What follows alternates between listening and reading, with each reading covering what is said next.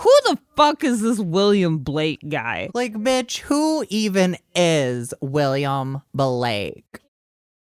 Welcome to Mapping Out the Music with your hosts, Rye Daisies and Care Bear, a podcast dedicated to exploring the cultural impact, overarching feminist themes, and of course, the artists who created the music for Lilith Fair.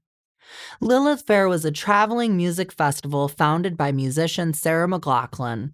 It was active from 1997 to 1999 and also included a revival tour in 2010. For this episode, we will be discussing the Lilith Fair tour of 1998, which included 122 solo female artists and women-fronted bands across 57 shows that spanned the United States and Canada. Lilith Fair had a deep influence on both of us as children. Our love for this festival, along with feminism and inclusion in music as a whole, led us to create this podcast where we hope to uplift the voices of women in music. As a companion to each episode, we created a playlist for you to follow along with on your favorite streaming platforms. You can find the links in our show notes. Due to licensing restraints, we are unable to preview with you in real time, but we hope that you will go check out our playlist and support the artists. As with all internet deep dives, our information is only as accurate as we can uncover. If you have supported information to contrary, please let us know.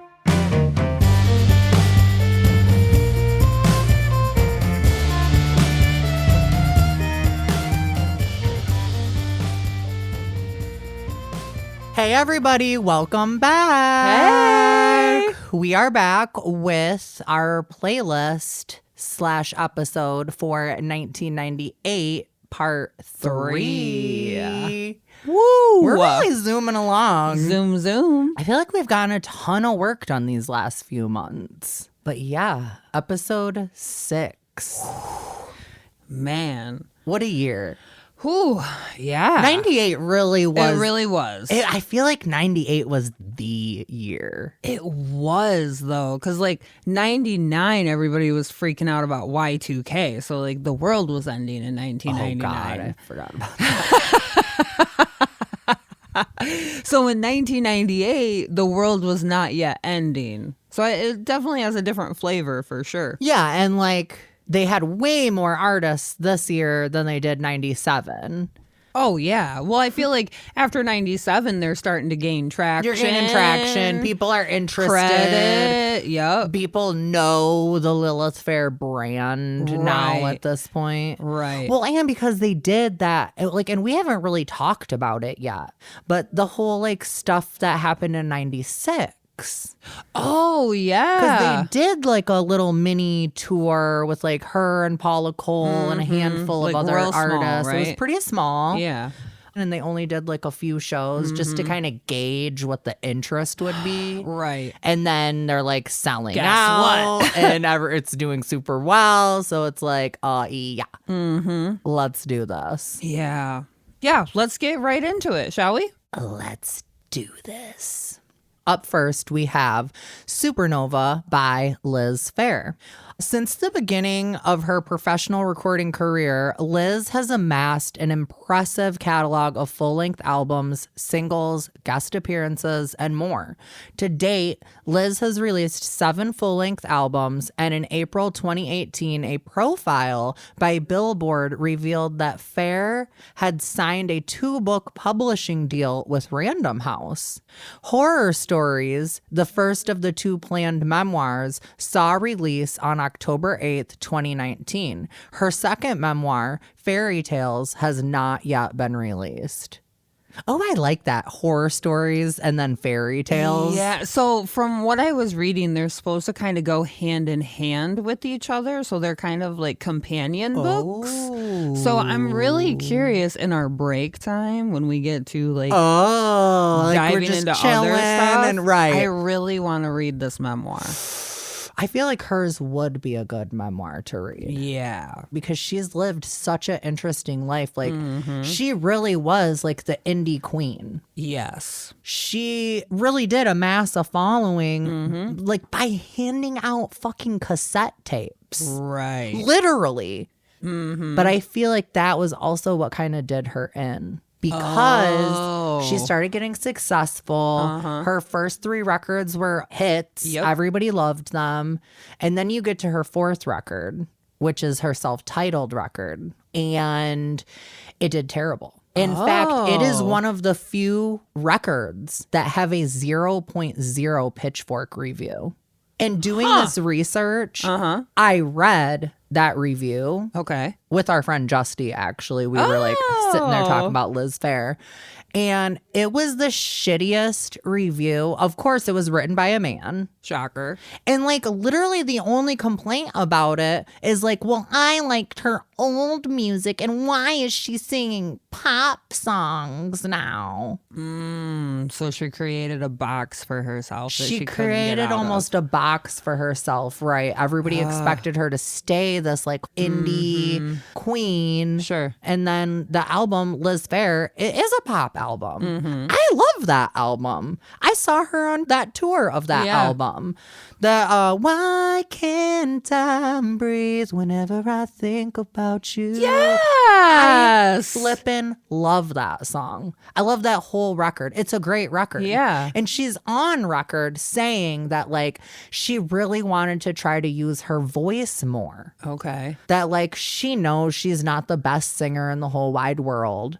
You know, she has a shtick and she's stuck with that for the last 3 records. But on that record, she wanted to try to push herself. Okay. And she wanted to try to do a little bit more vocally. And I think she did a great job. I think she nailed it. Yeah. I remember listening to that album a lot with you. That album was good. I had like HWC. Yeah. There was a bunch of that whole album. I really liked that whole album. I know.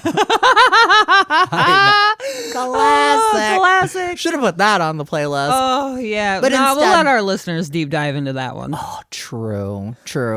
But instead, we put Supernova. Which is also a really good song. Love this song.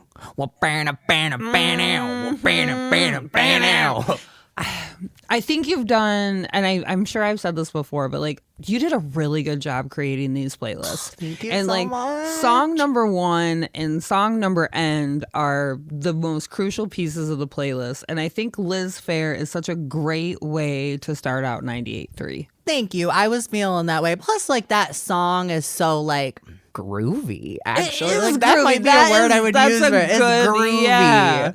I Yeah. love her so much. She is an artist who is one of my favorite artists who I've followed her career this whole time. I mean, shit, just last September, I think it was, I went and saw her in concert with our friend Sarah. Yes. And she's still got it. Well, I was checking out her website and like everything all over it is just like this appearance, that appearance, this appearance, that like she's very, very active still. And I think that's great. Good for her. You go, girl. For real.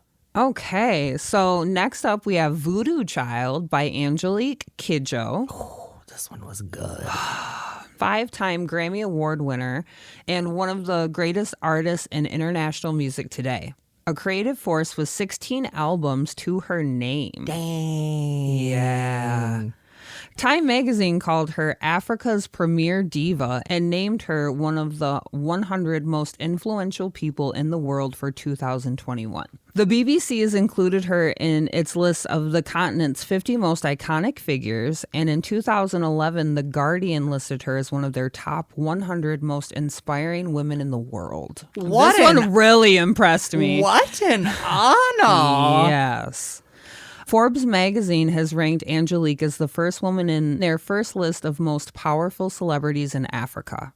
In 2016, Amnesty International Ambassador of Conscious Award, the 2018 German Sustainability Award, the 2023 Wilczek Prize in Music, and the 2023 Polar Music Prize. Damn, she's like still winning awards. Oh, yeah. And like relevantly. Yeah. Yes. As a performer, Her striking voice, stage presence, and fluency in multiple cultures and languages have won respect from her peers and expanded her following across national borders.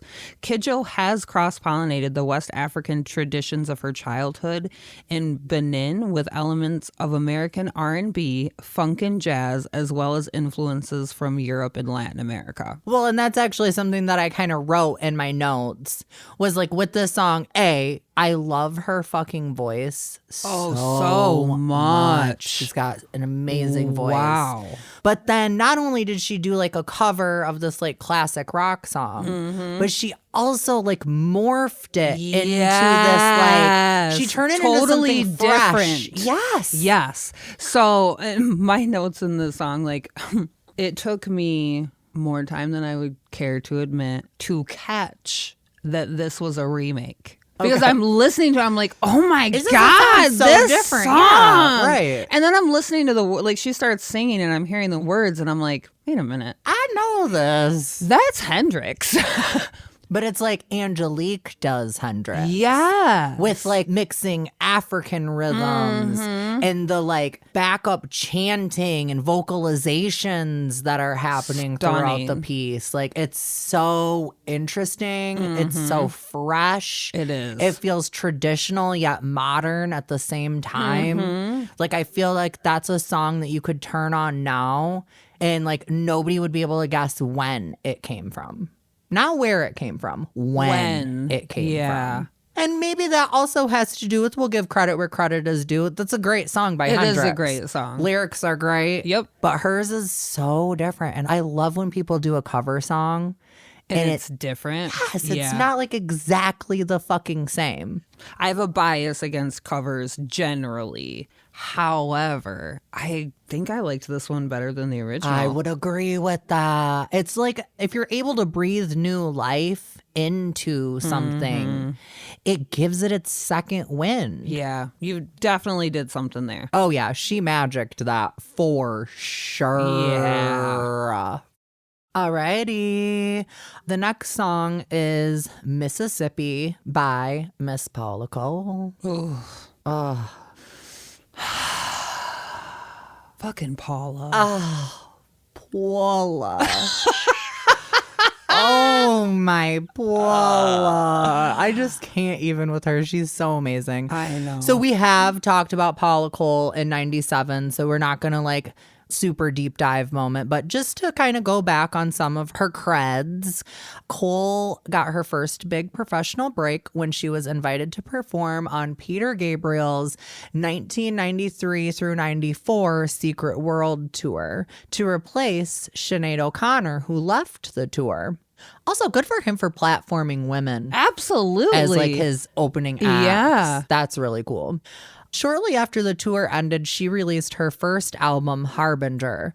Cole released her 11th studio album, Low, on March 1st, 2024, an album exploring themes of grief, healing, and self-discovery.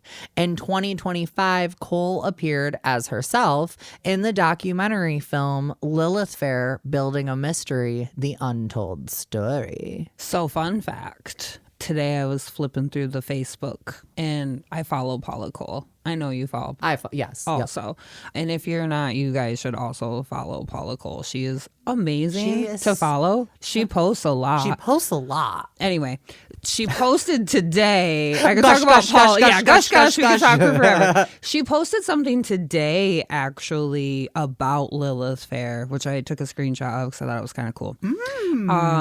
It sounds like she interviewed for a news article. I'm not really quite sure through who, but it is linked in her bio. So if you go follow her on Facebook, you can read the whole article. Oh, okay. But I just pulled the quote that she said about Lilith Fair. She says, "I think Lilith is needed now more than ever." That is what everybody has been saying. Right. Anytime that someone's talking about it, it's important. So we're doing important work here. Said Miss Paula Cole. The conversation must go on. It must go on. And we must keep telling people about it. It gives us hope. It gives breath. It opens doors. It lifts the ceiling. And I thought that was just really important to highlight because she's absolutely 100%. right. It did more than just lift the ceiling. I feel like it shattered it for a time. Yeah. The ceiling did get built back up, and that's partly why maybe I think 2010 didn't go as well as it should have. Yeah. But now we're in a space right now with the way that the shit that's going on in our country. And like we've been trying to do a pretty decent job of like keeping us apolitical. Correct. We're both extremely liberal. Yep. If that offends you, you're a snowflake and you can fuck off. But at the end of the day, we are in a point in time where women's rights are being attacked all over again. And things like the Lilith Fair or like our silly little podcast, any opportunity that women have to use our voices right now, we need to be doing it. Yep. And I know Sarah said that, you know, if Lilith Fair happened again, I heard her in an interview for a podcast. And she said if Lilith Fair were to happen again, it would have to look totally different. And I'm in my fucking old age. I'm not sure I could run that. I think I saw that interview too. And it's like, girl, we get it. 100%. Mama, you earned your break. And it would have to look very different. But there are plenty of other artists out there. I mean, Brandi Carlile is the first that comes to mind. Oh, yeah. That could take something like this And run with it. Yep. And in my opinion, as long as the focus is on creating a safe space for women in the audience and women on stage, creating a space that is all encompassing of multiple different genres and ethnicities, and creating a space that focuses heavily on charitable work. Yeah. Those are the three keys to the puzzle, I feel like. If somebody can come and snatch those keys up and open up that Pandora's box again right now in this time.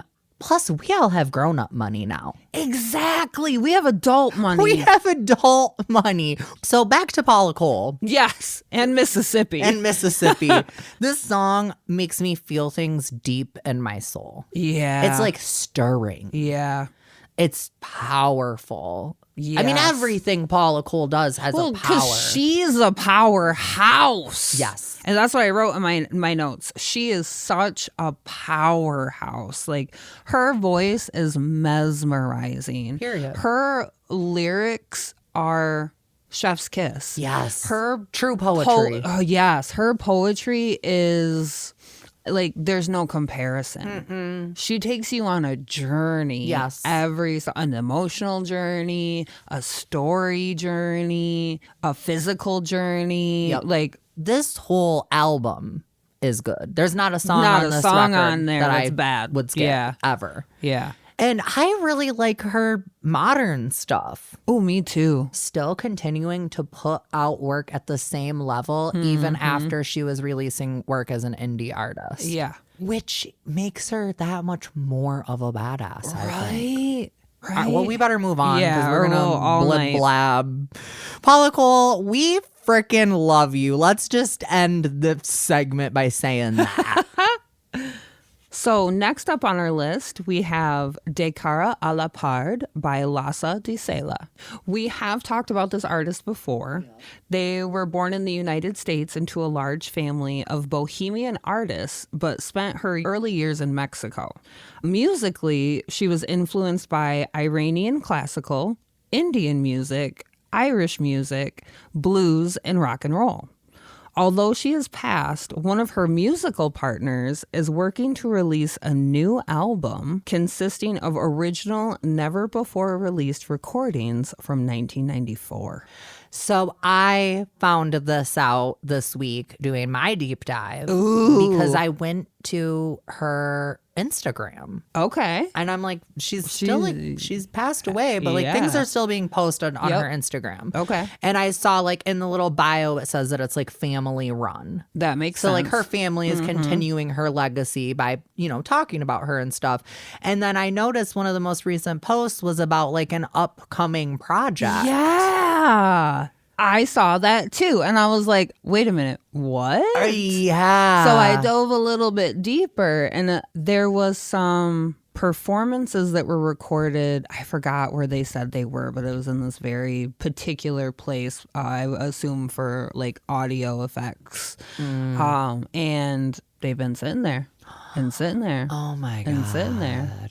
I wonder if that maybe had to do with like who owned it, why it's taken so long. Could be. You know what I mean? If like a label owned that and then finally they decided like, well, it's been 20 years. Yeah. It's fine.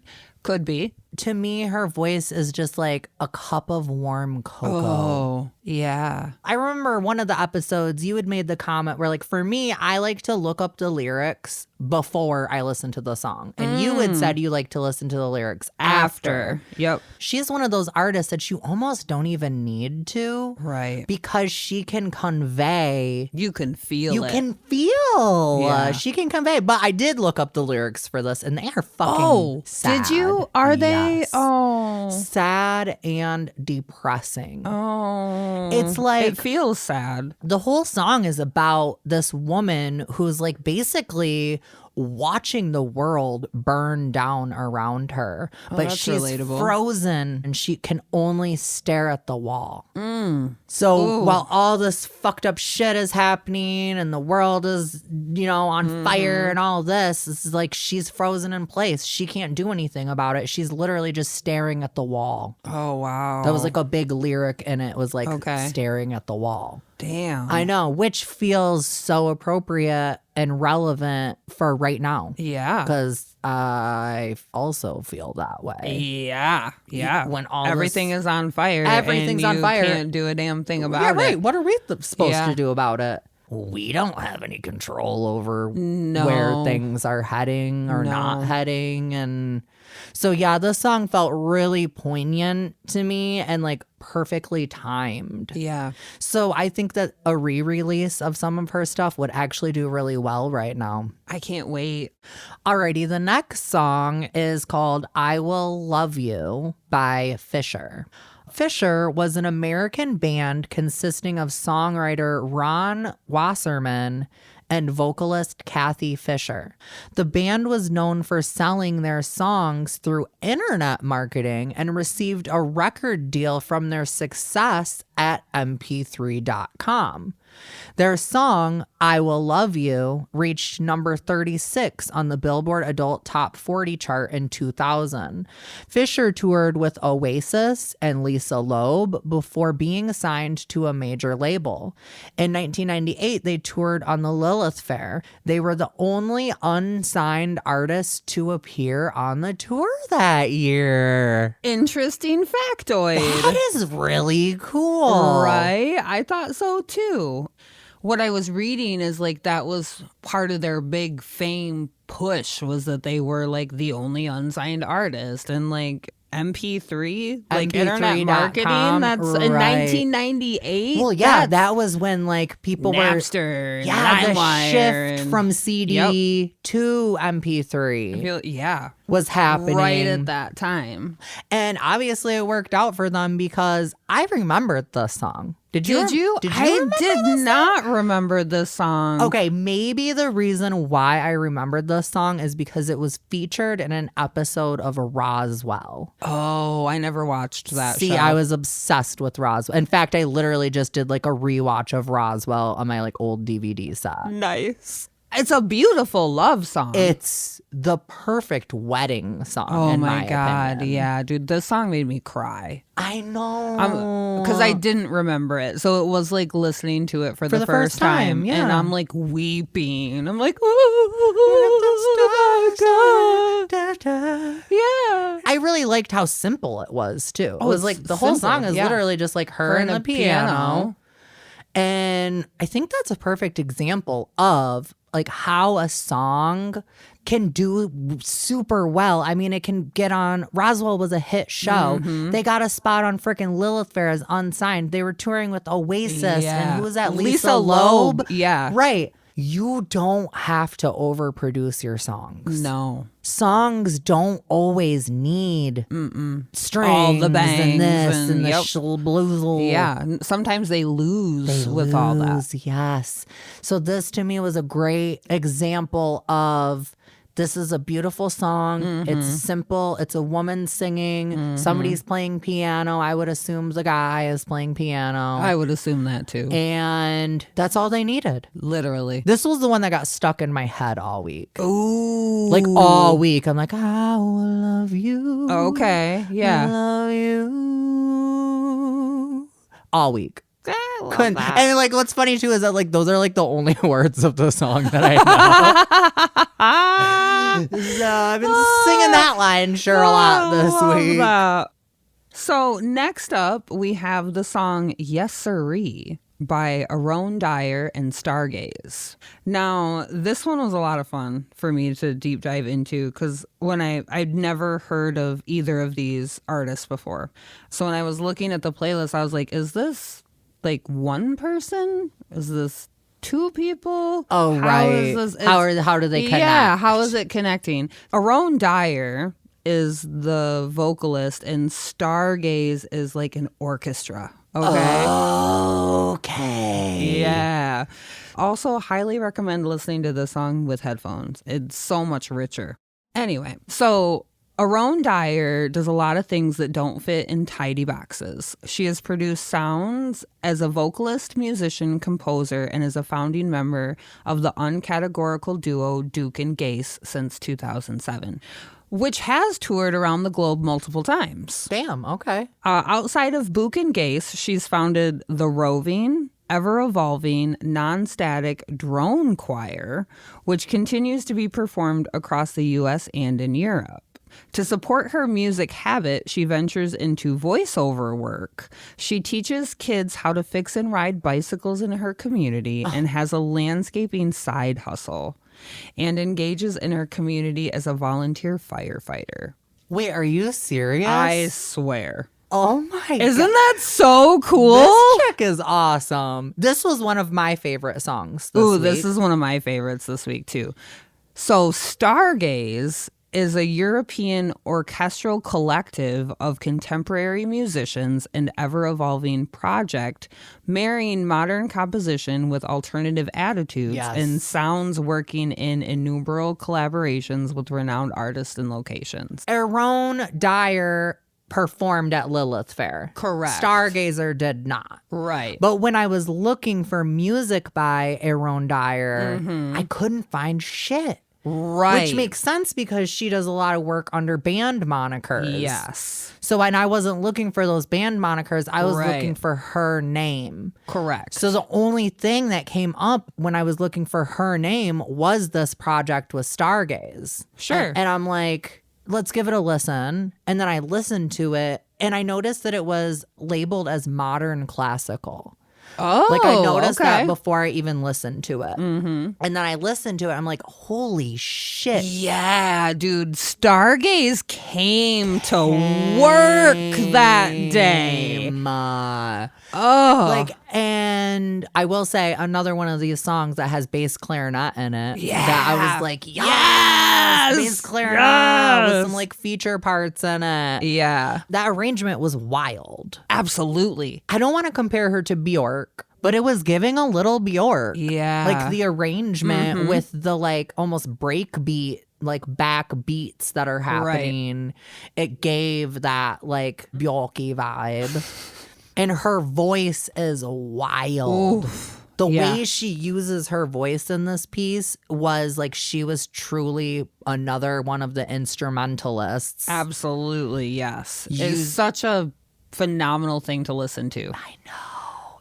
I tried to find the song credits for this song because I wanted to like shout out the like people who were playing in Stargaze. Sure. And I could not find any of the credits. Like the most I could find is like Arone Dyer was a co-producer for this. Okay.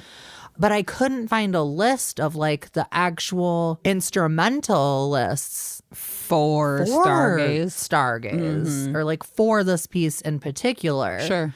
She has her own website. Who? Dyer? Yes. Okay.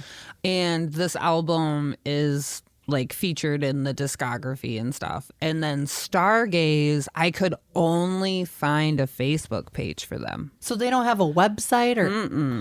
Yeah. Interesting. Very.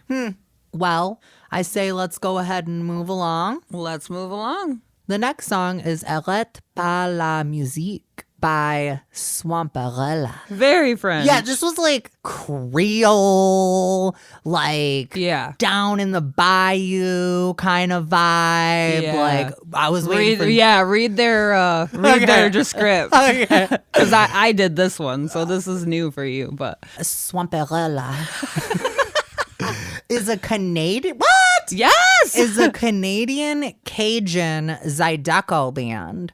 Founded in 1997, they have been captivating audiences with infectious rhythms and passionate melodies. With authentic pride in the Cajun and the Zydeco tradition, Swamp's heartfelt vibe and magnetic dance grooves deliver unforgettable performances. Fun fact, you can book them for a private party.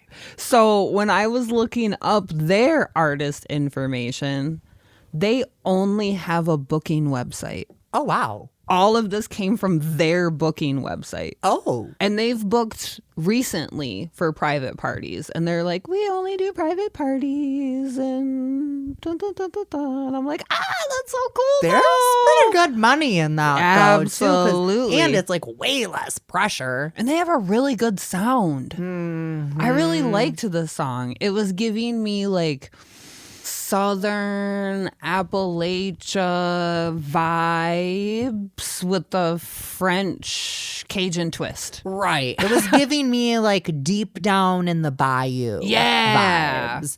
I was waiting to hear like some fucking like, there's a name for it. The washboard.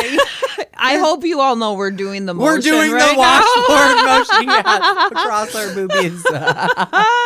There is a name for that though. I actually just watched a craft show about like one of the guys who's still making those washboard instruments professionally and like those are like world renowned washboards. And they specifically talk about that Zydeco music. Like the washboard sound is a huge part of that Zydeco sound. The band did a really good job like showcasing each individual in the band. Like nobody overpowers anyone, nobody's undershadowed. Like they each have like an equal playing field, which I thought was really cool. Yeah, totally. So next on our list we have Bullyman by Nina Storey. Nina Storey has been making waves, having opened for other powerhouse female performers like Sarah Bareilles, Rachel Platten, Milk, and Haley Reinhart, as well as performing in numerous international festivals such as the Montreal Jazz Festival and the New Orleans Jazz Festival. People magazine wrote, with a voice like hers, pyrotechnics are redundant. Nina Storey's voice and music have appeared in many national commercials for brands like Nissan, AT&T, Ford, Kellogg's, Pepsi, Coke, and Heineken. Damn, girl, get that money. Those are big names. Those are big names. As well as major television programs like the CW's Riverdale, Fox's So You Think You Can Dance, and the CW's My Crazy Ex-Girlfriend. Oh, I didn't realize that. I love that show. NBC's Days of Our Lives, DreamWorks Animation, Rhyme Time Town, and feature films such as American Girl and The Broken Hearts Club. Holy shit. As a queer artist, she has always advocated for awareness and visibility in her art. And as a long COVID survivor, Nina Storey has begun working with advocacy for all those still living with debilitating effects of the virus. Her indefiably unique sound is both timeless and hopeful, and is reflective of her experiences turning pain into purpose and celebration. Blessed be, girl. Yeah. Blessed be. I was like, damn, somebody brought the funk. Yes, the song was I wrote funky. Funk. That is my first note. Funky. I wrote, ooh, okay, girl, coming in with the funk vibes. I had never heard of her before. Me either. Which is kind of surprising with how with much all the credits she's got. Yeah. I thought the song not only funky, but it was like funky meets 90s grunge. Yeah, I could see kind that. of like a weird mesh, but in a good way. I think now, additionally, like lyrically, as we're getting into 98 a lot deeper, or at least I'm starting to see like lyrically how we've shifted from just women in music and female fronted bands and empowering and giving the stage presence for. But I feel like in 98, we're really starting to hit the lyrics of like, men are bad. Right. Where like 97 was just like, here's the platform for women and wonderfulness and great. And in 98, when they returned, it feels like there's a lot of like, okay, well, let's start talking about the issues. Right. Let's start naming these things. Right. Not only are we women here in a platform, but we have things to say. Right. You earned that platform through the 96 and the 97 shit. Then by 98, it's like, okay, now it's time to Now you gotta listen. Yep. I was definitely like pleasantly surprised with how funky this track was. Like, I guess I just wasn't expecting that, because also the cover of the record is she's like this very, I don't want to say frail, but she's like a small ginger woman. Petite is what I would say. Petite, thank you. That's a great word. And like it was giving very much like Eve. Oh, with the apple. With the apple. And the naked and the hair. And she's like looking like she's about ready to take a bite of the apple. A stunning redhead, by the way. Yes. So I don't know, like I guess I don't know what I was expecting, but that wasn't it. In a good way. In a good way. Yeah, Pleasantly surprised. Pleasantly surprised. All right, so let's go ahead and move on to the next song. Next up, we have If You Say No by Alison Pipitone. Alison Pipitone is an American rock and roll singer, songwriter, and guitarist. She has released a total of 9 albums, both as a solo artist and with the Alison Pipitone Band. The most recent being 2013's Big Wide World on Slice Records. Her music is characterized as a rollicking hybrid of alt-rock and boogie blues with forays into classic country and American folk. A fixture on the Buffalo music scene for nearly 2 decades, Pipitone has earned the Buffalo Music Award for Top Original Female Vocalist 9 times, and the Alison Pipitone Band earned the Top Original Rock Band Award in 2005 and 2009. Pipitone has earned a reputation as the, quote, high priestess of the Buffalo rock scene through her live performances and lengthy discography. That is high praise. Yeah, definitely.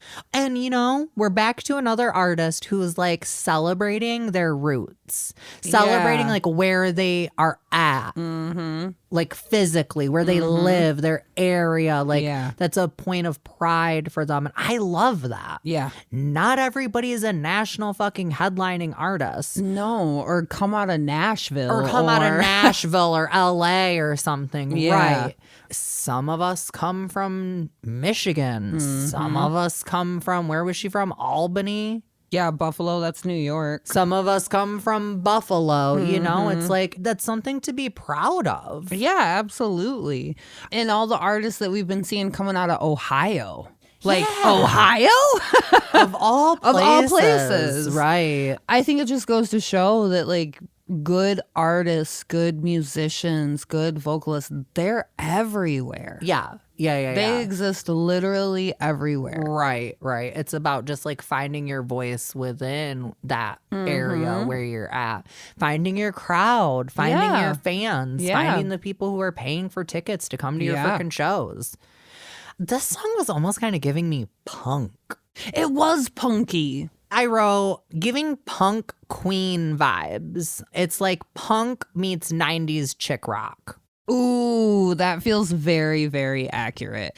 For me, it was a lot of fun. Like, it just made me want to dance and like boogie and... Yes, I wrote that too. I wrote fun, kind of silly, almost maybe even campy. A little bit. But still, like, also punk rocky. Yeah. Which is a cool mixture. I thought that was interesting. Same. And I don't feel like just anybody could pull that off. Right. And I think she did a really good job. Right.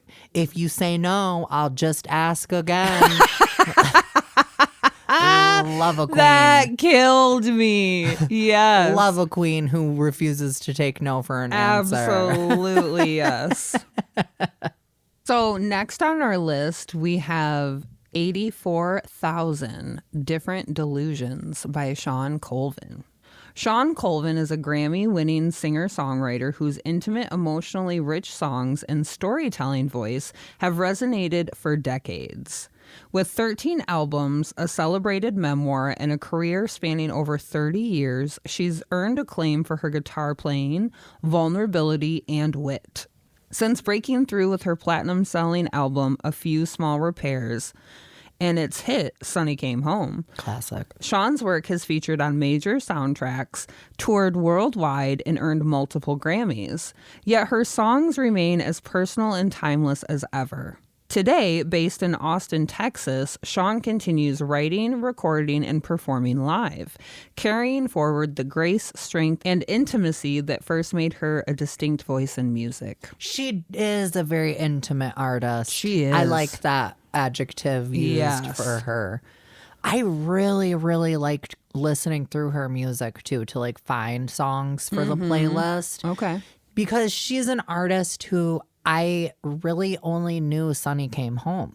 Right. Well, that song was everywhere. Right. And like I never like deep dived into her. I feel like maybe her music was a little more mature than we were at that age, you know? Definitely. I mean, but also we're talking about mid-90s. We were 10. Exactly.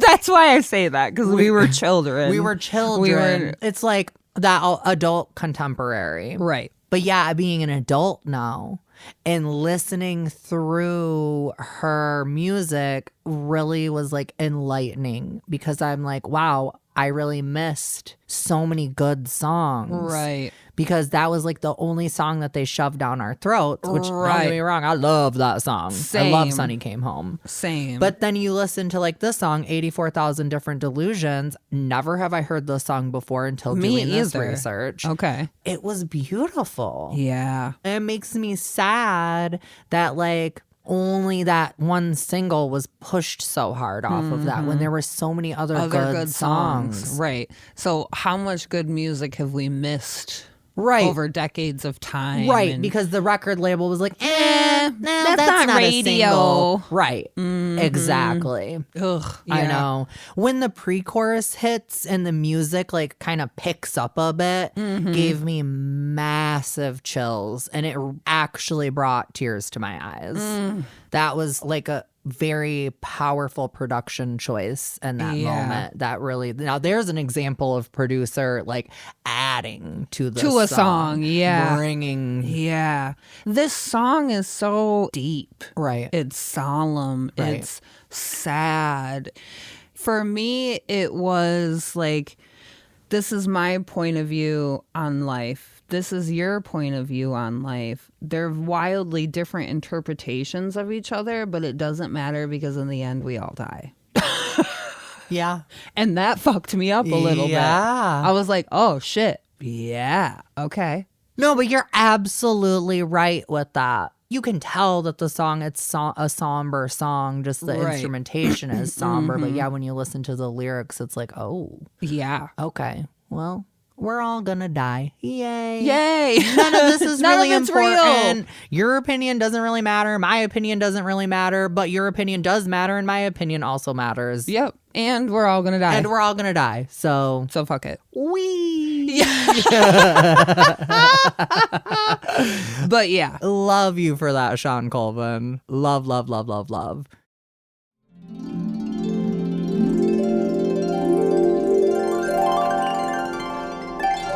Now it's time to get out the map and take a stroll down memory lane. Hello, Mapping Out the Music podcast. My name is Flo Ramirez. I attended the Lilith Fair Festival from 1997 to 1998. My standout memory of this festival was, of course, the fabulous Sarah McLachlan, who I was a fan of since 1993 when her amazing Fumbling Towards Ecstasy album came out. And these 2 years were just filled with amazing female artists, brand new, and some were veterans. Standout artists to me were Paula Cole, of course, who was brand new at the time and just put out her amazing This Fire album. And her performance was just incredible.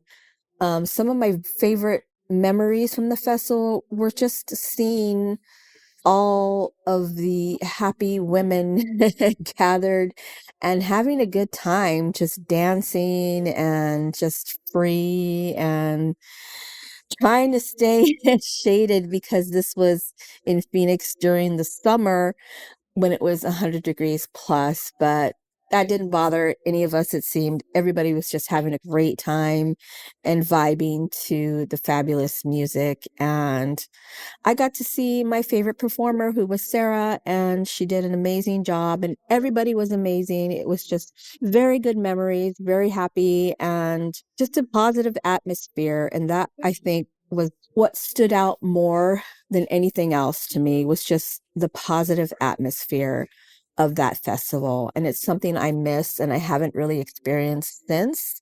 And it was a great time. I mean, it was the 90s. Thank you.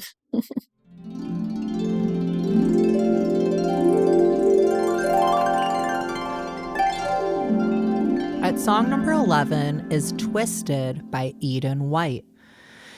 U.N.I.T.Y is a New York singer-songwriter who first arrived on the city's club circuit in 1993, earning a loyal cult following that led to her being cast in the off-Broadway production Schoolhouse Rock Live. After subsequently touring campuses and clubs throughout the Northeast, she self-released an EP, Here I Am. White signed to 0 Hour soon after, issuing This Is the Way in 1998 and What Really Matters in 2000. That's really cool. So it's interesting to read that because literally the first thing that I wrote in my notes for the song is that it was giving Broadway meets girly pop country vibes. It is. That is perfect. I'm stuck on Schoolhouse Rock. I want to see that. That's so cool. I loved Schoolhouse Rock. You know, doing Broadway and shit like that, that's super hard. Oh. I mean, you got to remember all these lines, all these stage cues. All the shows, all the days. Blah, blah, blah. Yeah. Hair, makeup, lights, camera, action. Change, now, go. Right, oh, right. Man, those like Broadway behind scenes stuff I see where they're like fast changing and, you know, in between. Holy smokes. I know. That's a big deal. Yeah. And you have to be a hard worker to be able to keep up with that, I think. Absolutely, yeah. In this song, I really liked the line where she says, "What drug do I need? What religion should I be? There must be something I could read to feel better." That's a powerful line. Feel better. I really enjoy a song that starts out like in the very beginning where it's only vocals and then bam. Right. And this song did that for me. It did have a bam moment. And the harmonies in this song, gorgeous. Like normally I'm not a Broadway girly. Oh, I'm a Broadway girly. I know this about you. So like in this setting, this was one of the songs that I was listening to and I was like, okay, babe, open up your mind. Okay, yeah. You know what I mean? Like, don't be judgy. Open up your mind. This might not be something that you would, you know, pick to turn on the radio yourself, but open up your mind, be positive, and like listen. Yeah. Don't just listen. There's a big difference. There's a big difference between listening and listening. So I actually listened, and that was when I heard that line that I really liked. And I was like, that's really poignant. Yeah. And how many times have I fucking felt that way? Like, Yeah. Jesus Christ, there's got to be something that I can do to make myself feel better. Mm-hmm. And that to me is what the song is about, is like searching for those things that are going to heal you. Yeah. Loved it. Love it. Beautifully done. Yay. So next up, we have Keep It to Yourself by Amy Rigby. Amy Rigby has established herself as one of America's enduring underground cult indie artists, combining the insight and humor of country and folk songwriting with classic rock craftsmanship Yes. and punk DIY spirit. Ooh, 100%. 100% yes. love that. Everything that they just said, accurate. Oh, yeah. Raised in Pittsburgh, schooled in the late 70s, Lower Manhattan, she formed pre-Americana country band Last Roundup and Richard Hell's favorite girl group, The Shams, in New York City's East Village before launching a solo career. Her new album, Hang In There With Me, released in 2024, was written by her and recorded by her husband, Reckless Eric.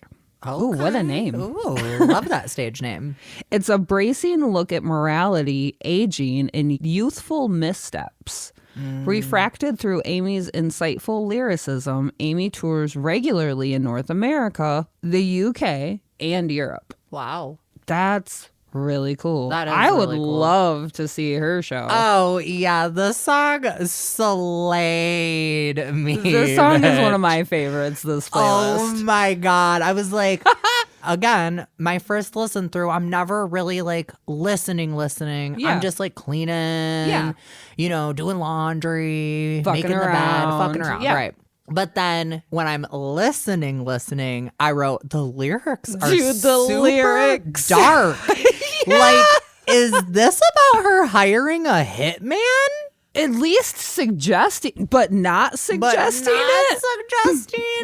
This song, again, with that same theme, again, of like, men are bad. Men are terrible. Yeah, men are trash. This is like the Earl. This It's giving Earl it vibes. is giving Earl, because she's like, oh, I'm not quoting lyrics, but like the overall part of the song is just like, oh yeah, he did some really bad things to me and I want to pretend to forget it, but maybe I don't want to forget it. In fact, this is where you can find him. This is where he works. This is what he does. This is all his things. This is his itinerary. he goes Yeah. to. He likes to hang out at the topless bar. Like, So like, just throwing out the suggestion, if you wanted to, you could do some harm to him. probably kill him for me, I guess. But like, I don't know nothing. I heard nothing. I heard nothing, girl. Oh. I really liked the like Western guitar that comes in towards the end. I feel like that really like kicked the song up a notch in a good way. That is like almost has like a bossa nova feel to it at the beginning, but then it kind of morphs into this like Western, like bossa nova meets country song about man killing. Yes. That might be my new favorite just genre. here killing men, man. I love Might be my new favorite genre. I'm thinking so. Okay, so let's move right along. At song 13, we have Here and Now by Letters to Cleo. Melding hooky pop songs with the muscled approach of a rock band, Letters to Cleo formed in Boston in 1990. Guitarist Greg McKenna actually started Letters to Cleo as another group. When he began searching for a background singer to complete his lineup, he found Kay Hanley, a powerhouse vocalist who had previously performed in a local new wave group. Hanley remained with McKenna after the original band fell apart several months later. The band adopted a peppy power pop sound as well as a new name, Letters to Cleo, which made reference to a pen pal with whom Hanley had corresponded during her childhood. Oh, That's cute. That is cute. Guitarist Michael Einstein, whom Hanley would later marry, drummer Stacey Jones, and bassist Scott Riebling soon completed the lineup. and the quintet spent several years touring the Boston circuit. Now a seasoned band, Letters to Cleo saw their first full-length recording, Aurora Borealis, hit the market in 1993. What a great name. That's a strong name. Strong name. The debut album was released under the local Cherry Disc Records and fared much better than expected, which brought the band to the attention of major label Giant Records. Giant issued a re-release of Aurora Borealis in 1994, followed by the sophomore recording Wholesale Meats and Fish 1 year later. Letters to Cleo also issued a pair of notable singles in 95, Awake and Here and Now, the latter of which received positive exposure on MTV and became a top 10 hit on the Modern Rock Tracks chart. Here and Now was also used on the popular show Melrose Place, where it soundtracked the closing credits and eventually found its way onto the show's hit soundtrack. The group returned in 98 with Sister, which collected B-sides and material from early demo recordings. The band announced their breakup in June of 2000. However, having already inked a contract to complete work on Molly O, an animated series for television, the bandmates partnered together for a brief period before going their own separate ways. Hanley piloted her strong vocals into a solo career. The singer also involved herself with various other projects, providing vocals for the Josie and the Pussycats movie and singing backup vocals for Miley Cyrus's tour in 2008. They've reunited a few times through the years, once for an episode of Parks and Recreation, and dropped their last EP, Back to Nebraska. Oh, I'm going to have to watch that episode of Parks and Rec. I love Parks and Rec. This song took me back. Oh, yeah, because I know you remember the song. Yeah. We listened to the all the time to Letters to Cleo. Yeah, so story time. Love story time. Story time. When I was growing up, my mom would always wake us up with the radio playing. Like, we never set alarms. It was always my mom would like blast the radio, and that was how we knew it was time to wake up for school and stuff.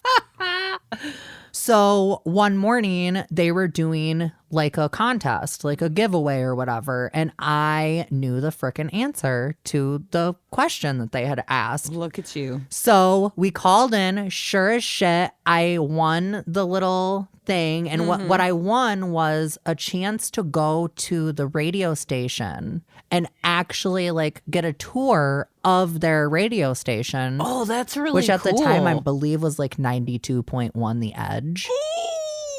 And Wow. in that, they took me into their CD room where they have like all these like vinyls and CDs and singles and like all of this shit. And they told me that I could pick 2 CDs that I wanted. They had No way. They had like a couple boxes of like extra CDs or whatever. And kid in a candy store. Literally. So I chose this Letters to Cleo album, Aurora Borealis, That's and so cool. the Save Ferris album. I don't know if you remember them or not. So I know for a fact that we listened to the fuck out of this song. The fuck out of As the song. kids. Yep. Song, this is a song that too, like I still listen to yeah. it. Still in my like rotations. Absolutely. As soon as I saw Letters to Cleo on the list, I was like, yes. And this was the song too, Here and Now. It was like a game that I always won. My favorite kind of game. But hashtag Virgo forever. Do you remember this? Like, who could sing the chorus to this song? Oh, you mean the where you can't understand any of the words that she's we saying? didn't have the internet to like look up song lyrics back then. Yep. I remember very vividly, I believe like one of our old childhood friends, Mark, who like lived right behind me, was a part of this one time. Yep. And we were like trying to see who could like sing that chorus part of the song.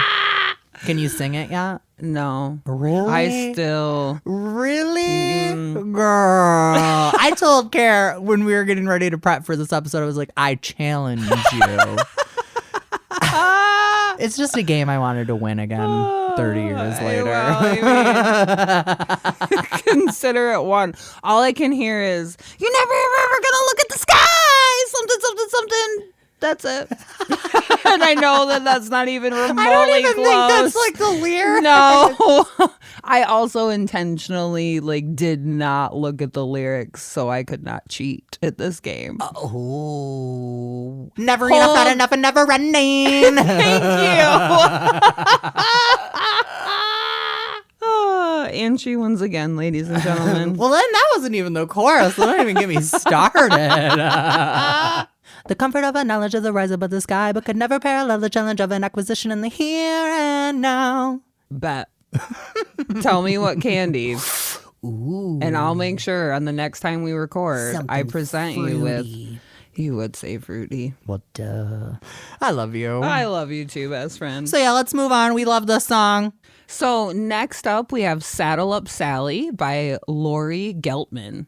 Laurie began her career in the vibrant Boston music scene as lead guitarist and auxiliary vocalist in Vasco da Gama, an experimental rock band that included the extraordinary violinist Daniel Keller, who lent his talent to her solo efforts throughout the 90s and occasional reunions thereafter. A songwriter by nature, Geltman contributed and collaborated on songs that ended up on the band's last album, Mary, but hearing her work on a local radio stations gave her the boost to continue as a solo artist after the band's breakup.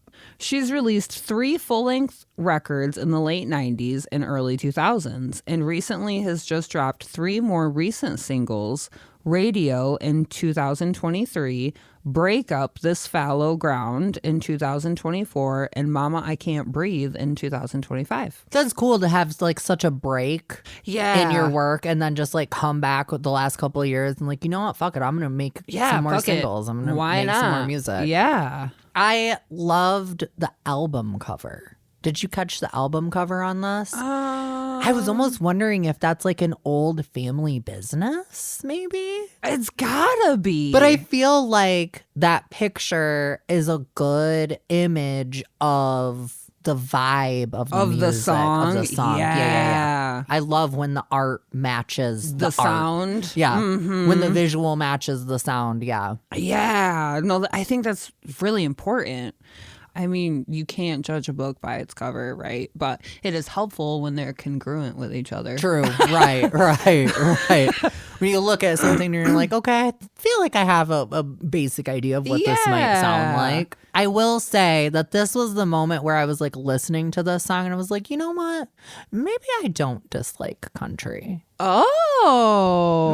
Maybe I actually do like country. Okay. Maybe it's just your standard gross men in country that I don't like. Yeah. Yeah, because I can't name one country male artist that I like, but now I could name at least a dozen. Right. Female artists that I like.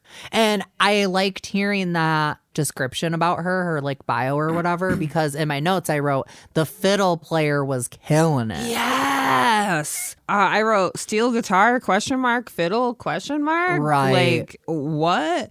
For me, this song was a great I would expect to hear it live in a bar. Ooh, yeah. It was giving very country bar. Yes. Live. Honky-tonk. Yeah. Yes. You're at the honky tonk having a good time and this is the band that's up there playing. Yeah. I could totally see that. But I also think this band again did a really good job of collectively the sound. It's really energetic. The harmonies are really nice. And everybody again has a show. A moment. Right. Yeah. Right. Yeah, I really liked when it slows down, the slower moment, then that lead into these moments that almost felt like a jam band sesh. Yeah. I really did feel like I was listening to just a jam band just rocking it out. Yeah. Yep. I thought they did a good job with this one. They did do a good job. And this might have been the one that convinced me you know what, girl, maybe you actually do like some country. Yeah. And that's okay. There's nothing wrong with that. I am half white, so you know. half of me, honky tonk. Oh, best friend. All right, well, next up, Stars All Seem to Weep by Beth Orton. Beth Orton, again, was somebody that we've already chatted about a little bit. Yep. So here is some little more information, little recap. Orton was born in Dereham, Norfolk, but moved to Dalston, East London at age 14. Her father, a public relations consultant and journalist, left her mother when Orton was 11, and she lived with her mother, a journalist and political activist, and her two brothers, her father dying shortly afterwards. Her mother died from cancer in 1989 when Orton was aged 19, which led to her traveling to Thailand for a short period, living with Buddhist nuns. I wanted to put that in there to kind of give more context to that's why super she lived important. with nuns. 100%. On returning to London, Orton worked at jobs such as a waitress at Pizza Hut, and she even briefly owned her own catering company. Since becoming a musician, she has released 8 studio albums, the most recent being Weather Alive in 2022. Another really deep lyric song. Yeah. This one really broke my heart. But like, I don't know, sometimes heartbreak is essential. And it doesn't hurt me. It's like, it's bittersweet. Right. It's like, for me, the song was about like living life after love lost. And like, there's a really important dynamic and like tightrope to balance on that. 'Cause like, on one hand, you're reminiscing about the things you have lost and the love that's not there anymore, but you also have to keep going, keep living, keep moving on. It was just really sad. Like whether you still love that person or not, like whether all those feelings are still there, like it. The song fucked me up. And you know what? That's good art. Good Yes. art makes you feel. Yeah. It does break your heart. It does make you laugh or dance or cry, you know. This song for me is like, it took me back to my early teens because I had this record. Okay. I had this CD as a teenager. So it was very like nostalgic, like a nostalgic look back for me. Sure. And it just like made me think of sitting in my room at my mom's house, smoking weed, like just chilling. And because Beth really does have that very like chill vibe to her music. Beth Orton is like a mixture of like guitar like Lilith core meets trip hop. Ooh. So she's like, to me, that combo of like these two different genres that I love. And her voice is like a nostalgic voice for me. She really is like a genre all of her own. Yeah. She has a very unique sound that is Beth Orton's sound. Period. And I think it's her voice too. Yeah. Her voice is really unique. She has a very unique voice. All right, well, let's go ahead and move on to the next. So next on our list, we have the song William Blake by Aaron Echo. Another person hard to find info on. Well, what we could find was she dropped a self-titled album in 1998, which doesn't seem to be on any type of streaming platform. Interesting. She did a holiday duet with artist John Austin for The Gift, a Weather Vane Christmas collection album, also in 1998. And lastly, added a song called William Blake for the album. Okay, so that's where this song comes from. Correct, right. When Worlds Collide, a tribute to Daniel Amos and the music of Terry Scott Taylor in 2000. Right, that's the name of the that album this song is on, right. She's also done quite a number of other collaborations with John Austin on his music through the years. They seem like they've worked together a bunch. Yes, see, when I was looking for Aaron Echo, even on Bandcamp, her solo album is on Bandcamp on his page. Oh. So I was a little confused by that. I couldn't find her basically anywhere. Huh. And the only song that I could find on streaming services was this one song, William Blake, Okay. that is on an album that is like honoring some other artist, doing a cover of a song that's about a poet. Like, yes. because I'm like, also, who the fuck is William Blake? Who the fuck is William Blake? Right. Right? Okay, so William Blake was an English poet, painter, and printmaker from the Romantic era. Known for his mystical and visionary works, despite being largely unrecognized during his lifetime, he is now a seminal figure in both English poetry and art. Oh, okay. Yeah, this is making sense now. His work often explored profound themes like imagination, divinity, and human experience, and he developed unique printing methods to combine his illuminated poems and images. Okay. So probably a gentleman far ahead of his time. Yeah, that's what it sounds like.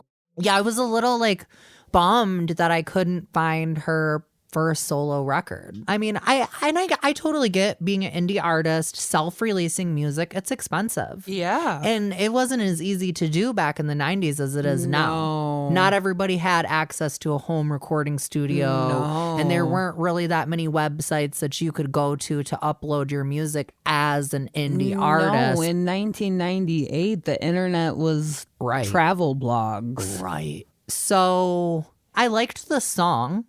It felt like kind of like rock vibe, but like Ren Fair vibe. Ren Fair is exactly the aesthetic I would assign to it. Like this is who you would hear wailing at the Ren Fair, and you walk by and you're like, damn, who's William Blake? Right. Yeah. And I also liked the paradox between the like gentle lyrics and the gentle vocal performance in cahoots with this very rock style production. Yeah. And that was what I thought made the song interesting. Agreed. Because it could have been just some frou-frou, Ren Fair kind of vibe, but it gave more than that. It gave like, this is a song that feels like this could be played at the Ren Fair, yes, but could also be played at like a rock show or something. Yeah. I had to listen to this one a few times. I mean, I listened to them all a few times. But like this one, I like, because I'll listen through and listen through and listen straight through. And then sometimes I'm like, no, I need to listen to like this targeted song. And this was one of those targeted songs that I had to keep coming back to. So, shall we move ahead? Let's move ahead. We're back with some Lisa Love. Yay! The song is Stay, I Missed You. Classic. We chatted about Lisa Loeb in one of the 97 playlists. She is an American singer-songwriter, musician, author, and actress. She has 8 solo studio albums out and multiple children's albums. She's been nominated for many different awards and has won quite a few, including a Grammy for her album Feel What You Feel, and most recently she won the Inspire Award from the She Rocks Awards. That is so cool. That is really cool. Oh, such a girl crush on her. I know.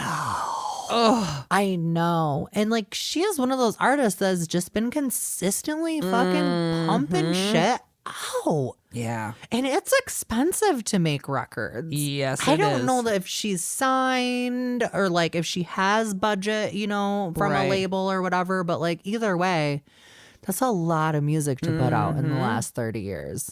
If she's not with a label, maybe that's where the acting has been coming into play, because she's been in like a lot of movies and stuff. So like maybe she's doing one to fund the other so that she isn't. You gotta do. You gotta do what you gotta do. Yeah, absolutely. This song was like nostalgia in a bottle. Oh, period. This is like an absolute 90s classic. Yes, it's gotta be on like every 90s playlist known to man. For real. Yeah, definitely. You say I only hear what I want to. I mean, like, come on. I know. Everybody knows that song. I know. This is another one, too, in comparison to Letters to Cleo. Yes. That this was another one that was like, who can get all the lyrics right?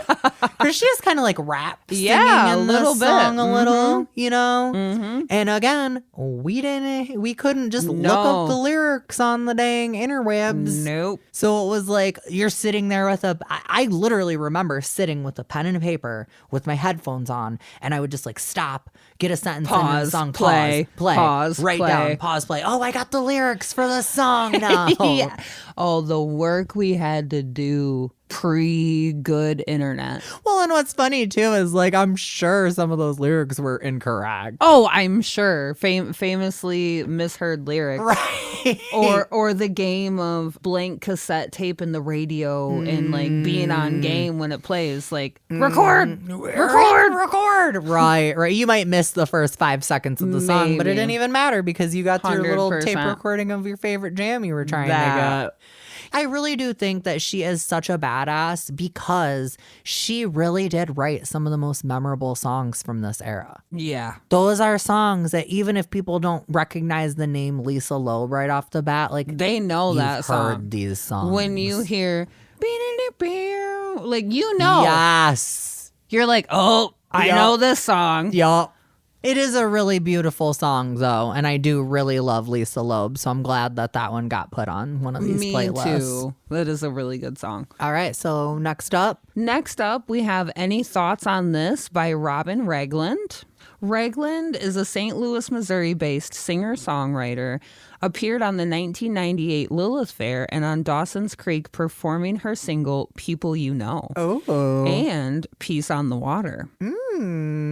Her debut full-length album was slated to be released by Red Ant Records in 2000, but the label folded before the CD saw the light of day. Oh, that's sad. Terrible. It finally came out in 2003 on Ragdoll Records. She is best known for her single People You Know, a song which received heavy airplay on St. Louis and Midwestern radio stations. Robin was voted Best Pop Artist in St. Louis in the Slammy Awards.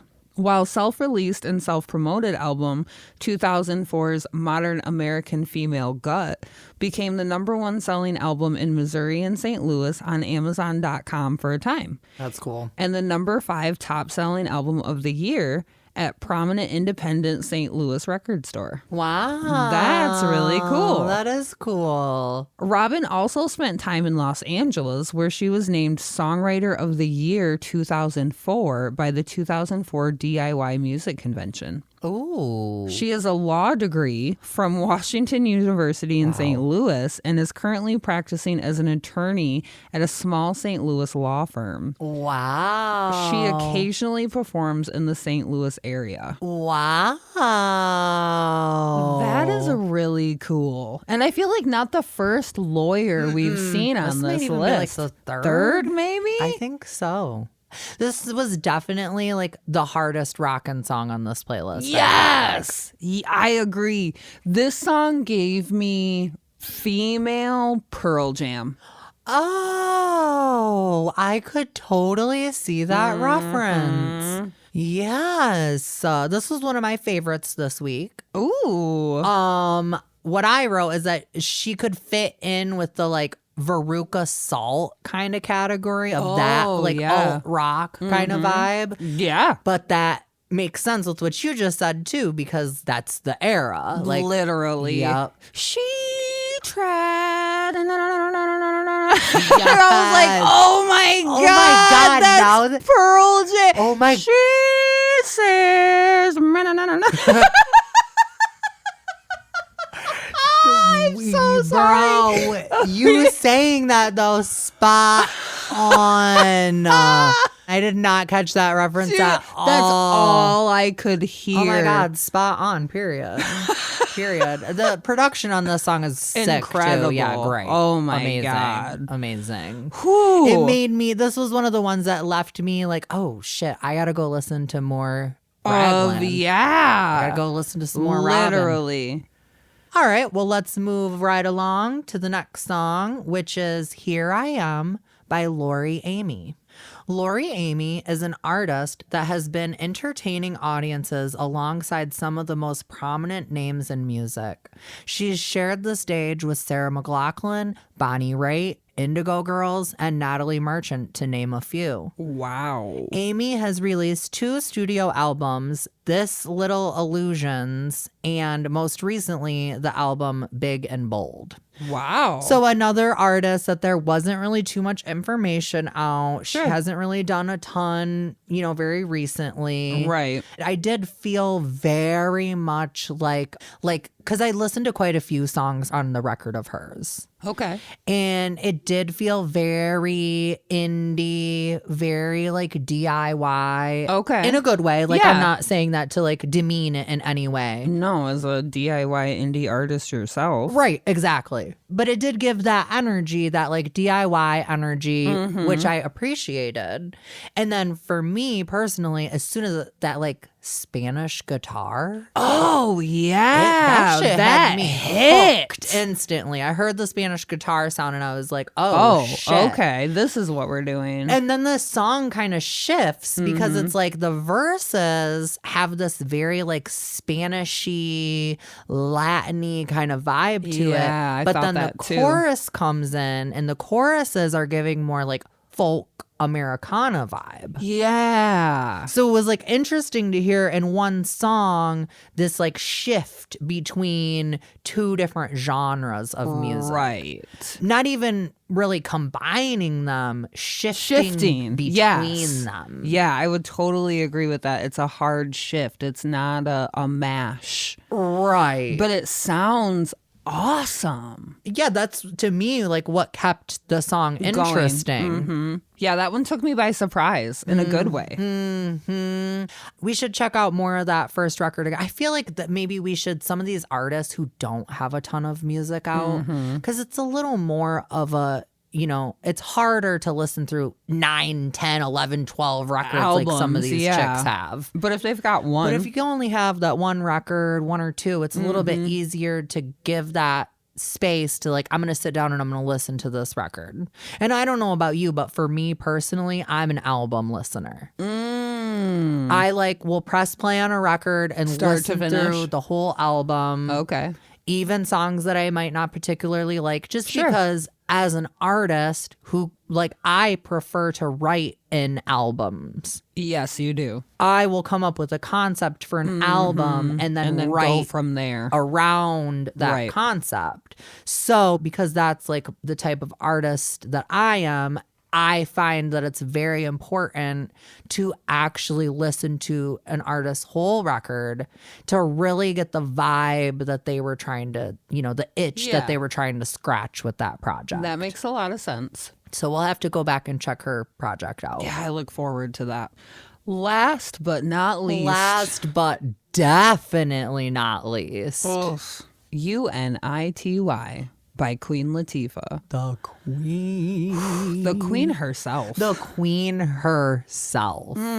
Born March 18th, 1970 in Newark, New Jersey, Dana Elaine Owens, known as Queen Latifah, is a Grammy-winning rapper, Emmy-winning actress, producer, and entrepreneur who rose to fame with hip-hop hits like Ladies First, starred in Living Single, earned an Oscar nomination for Chicago, won an Emmy for Bessie, and currently stars in the hit series The Equalizer. Becoming a versatile icon in music and entertainment, noted for her empowering messages and business acumen through Flavor Unit Entertainment, she started with the all-female rap group Ladies Fresh, but her solo demo tape led to a deal with Tommy Boy Records at 18. Wow. Baby queen. Ooh. She is known for promoting self-love, empowerment, and positive messages for women, inspired by her teacher, Mother Rita. Oh, that's so beautiful. And a great way to end this week. Thank you. Oh my gosh. Thank you. I forgot about this song before it Who came you out. calling a bitch? Thank you. Yes. Oh my my God. U.N.I.T.Y. Nailed it. Thank you. You know, I liked in that like bio about her how they comment multiple times on how empowering her music is. Yeah. Because that is an aspect of Queen Latifah's music that I personally have always liked. She was an artist that I grew up listening to. Right. And her songs are empowering. Yeah. I mean, she's like saying, you're not a bitch or a hoe. Yep. You're a strong, beautiful black woman. Don't let this nonsense going on around you bring you down. Yep. Remember who you are. Yep. And remember where you came from and remember where you want to go. Period. To me, that's like what this song was about. Oh, absolutely. Yeah. And then she says that line about like, totally paraphrasing, but she's still like, you know, I'm wearing these short shorts because it's hot outside. Not for the male gaze. Right. And those lyrics to me were so like fucking real. And again, we see this platform of like Lilith Fair 98 talking about the issues. Right. Women calling out the patriarchy. Yeah. So what if I'm wearing short shorts? It's fucking hot outside, bitch. That doesn't give you the right. That doesn't give you the right to try to come at me. And it's that second verse that she does in the song that just chills all over my whole body. Oh, yeah. Nipples hard. Yeah. Two tits up. up. I mean, quadruple threat. Oh, yeah. Broadway. Well, not Broadway, but like the Chicago, the movie. Yes. The movie. But it is Broadway. Yeah. It is a It's movie Broadway of a Broadway telling. play, right? Rapping, singing, acting. Yeah. Quadruple threat. Literally. Quadruple threat. She was everywhere. Oh my God. She still is. Yeah. And She's flawless. still relevant. And looking flawless. Oh my God. Like we could only pray to age. Oh my that God, well. yeah. I just saw her in something at some sort of red carpet event literally this morning. She's glowing. She looks amazing. Get it, queen. Get it. We love you. I'm so glad that like I was able to add her voice to be the closer of this playlist to like bring it home. Bring it on back. Bring it on back. Nailed it. And with that being said, bring it on back. This is our last song for this episode. We made it through We 98 made it. part 3. Woohoo! High five! Yay! And on that note, just a friendly reminder, you can find us on Instagram. You can find us on TikTok. And if anybody has anything to add, any memories they want to share with us, or, I mean, anything, feel free to email us at mappingoutthemusic@gmail.com. And then also a huge thank you to Flo for sending in her memory this week. That was these memories. Oh, they're so wonderful. Dude, they're literally warming my heart. Yeah. Thank you so much, Flo. We really appreciate that. We really, really appreciate you taking the time to like share your story with us. Yeah. And especially right now, like we talked about at the beginning of the episode, it's important for us to be sharing these stories right Absolutely. now. Not only for our own well-being, but for the next generation of women coming up. They deserve to know how important this festival truly, truly was to so many of us. So thank you for everybody who has sent memories to us, and especially Flo this episode. We love you. We love you. Thank you. And we will see you in 2 weeks for episode 7. Yay. We're still in 98. Still in 98. We got Two more? Yeah. 2 more. That sounds right. So All we'll right. see you back for some more 98 in 2 weeks. Love you guys. Love you. Bye. For today's charity spotlight, we'd like to introduce Dolly Parton's Imagination Library.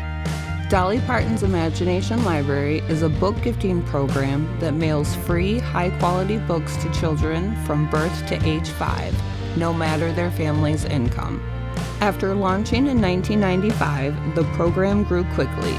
First books were only distributed to children living in Sevier County, Tennessee, where Dolly grew up. It became such a success that in 2000, a national replication effort was underway. By 2003, Dolly Parton's Imagination Library had mailed 1 million books. It would prove to be the first of many millions of books sent to children around the world. Dolly's home state of Tennessee pledged to pursue statewide coverage in 2004, and global expansion was on the horizon. After the United States, the program launched in Canada in 2006, followed by the United Kingdom in 2007, Australia in 2013, and the Republic of Ireland in 2019. You can find them at imaginationlibrary.com. And for more information and links to donate, please check out our show notes.